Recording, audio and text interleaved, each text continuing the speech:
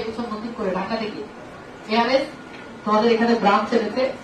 ARS হচ্ছে গতানুগতিক অন্যান্য কোচিং এর মতো না। আমরা এখানে প্রাইভেট ব্যাচ সিস্টেমে আমরা এবছর তোমাদেরকে হয়তো সাদা বলে না, আমি বলে দিচ্ছি।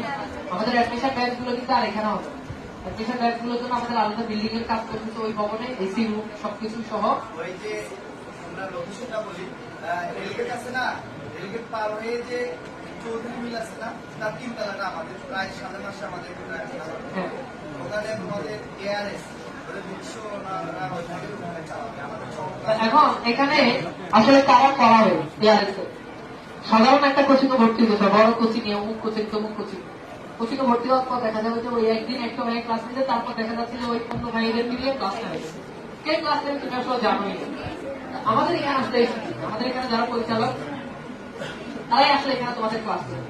তোমাদের আহমদুল্লাহ স্যার ক্লাস নিচ্ছে ইংরেজি, শাম স্যার তোমাদের বাংলা ক্লাস নিচ্ছে, আমি বাংলা ক্লাস নিচ্ছি, সামনে তোমাদের সাধারণ ক্লাস হবে। এই সবগুলো ক্লাস করার পর যেই টিচাররা তোমাদের ক্লাস নেবে তারাই তোমাদের মূল ক্লাসগুলো ভার্সিটি অ্যাডমিশনে নেবে। ভার্সিটি অ্যাডমিশন কিন্তু সময় কম, এখানে একবার যদি ট্র্যাপে পড়ে যাও, একবার যদি কোনো একটা কাজে পড়ো, ওইখান থেকে আর বেরোতে পারবো না, হাতে সময় থাকবে 3 মাস। এখানে এমন একটা জায়গায় কোচিং এ না, কোচিং এ ভর্তি হয়ে লাভ নেই।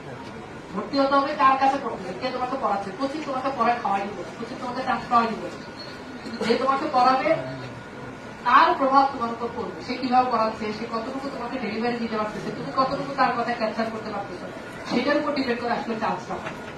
এখন আমাদের এই জায়গাটা আমরা এই বছর তোমাদের এখান থেকে সর্বোচ্চ